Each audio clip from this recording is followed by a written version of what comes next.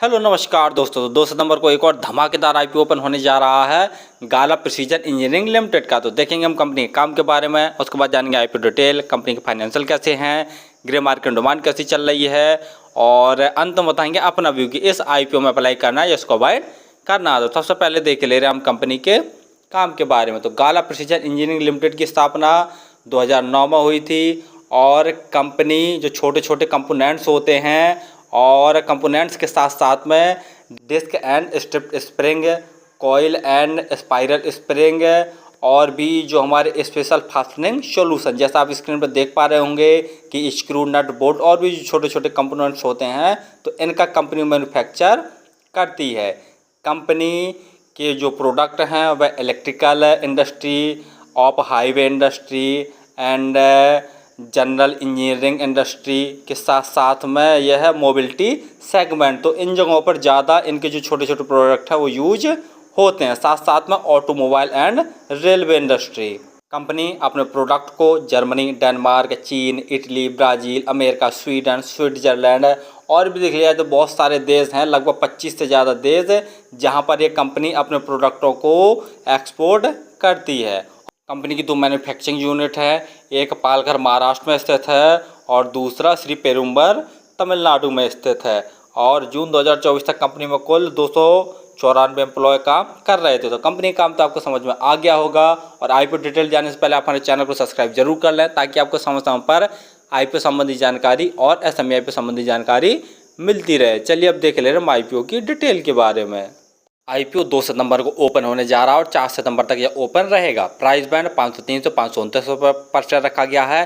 तो 529 रुपये पर शेयर प्राइस बैंड बढ़कर इस आईपीओ को अप्लाई करना। लॉट साइज 28 शेयरों का रखा गया और टोटल यूज साइज 167.93 करोड़ का रखा गया, जिसके तहत यह है 135.34 करोड़ के फ्रेश इशू अर्थात नए शेयर जारी कर रही है और 32.59 करोड़ के ऑफर फॉर सेल यानी प्रोमोटर्स अपनी होल्डिंग बेचकर निकल रहे हैं। अलॉटमेंट 5 सितंबर को आपको पता चल जाएगा और यदि आपका आईपीओ अलॉट नहीं होता तो 6 सितंबर तक आपके पैसे रिफंड वापस आपके अकाउंट में आ जाएंगे। लिस्टिंग डेट 9 सितंबर रखी गई है।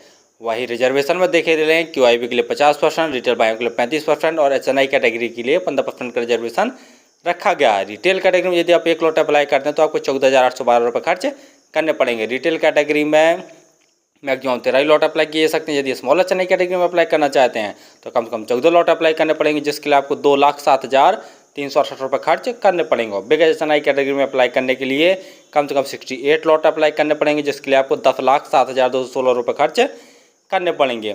ROE 23.59%, ROCE 19.91%, डेप्ट इक्विटी 0.53 यानी ROE ROC काफ़ी दमदार है और डेप्ट इक्विटी भी 1 से कम है। PE 30.01। PE वाइज देख लिया तो थोड़ी सी महंगी वैल्यूएशन पर अपने आईपीओ को लेके आए हैं। वहीं फाइनेंशियल जैसा देख रहे हैं तो ऑल अमाउंट सभी के सभी करोड़ों में दिए हुए हैं। तो कंपनी के एसेट साल से साल लगातार बढ़ रहे हैं।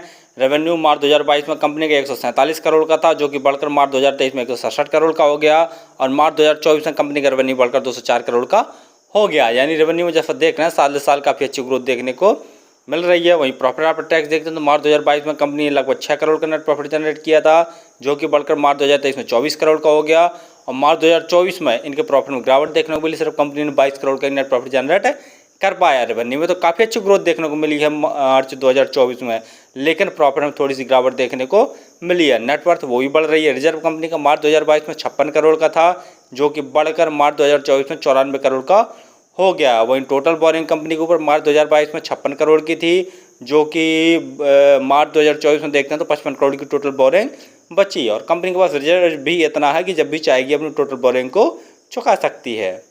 GMP ग्रे मार्केट प्रीमियम देखे ले रहे हैं तो 240 रुपये पर शेयर की ग्रे मार्केट डिमांड निकल कर आ रही है और 28 शेयरों का एक लॉट है। तो 240 गुणा 28 करके देखते हैं तो एक लॉट में 6,720 रुपये जैसा प्रॉफिट निकल कर आ रहा है। परसेंट वाइज देखा जाए तो लगभग 45% के आसपास है ग्रे मार्केट में डिमांड चल रही है।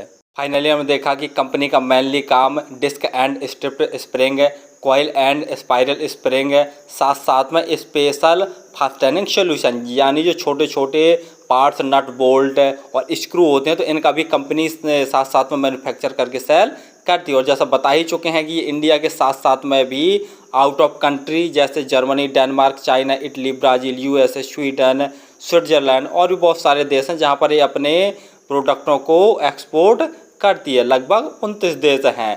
तो कंपनी का काम तो ठीक ठाक है, सदाबहार वाला, हमेशा चलते रहने वाला काम है और थोड़ा सा डिमांडिंग वाला भी है। दूसरा, कंपनी के फाइनेंशियल देखे ले रहे हैं तो वो भी बहुत दमदार हैं।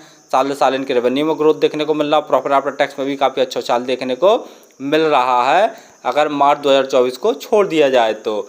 अगला, IPO के तहत जो कंपनी पैसे जुटाएगी तो उससे थोड़ा सा अपना जो डेप्ट है वो भी कम करेगी।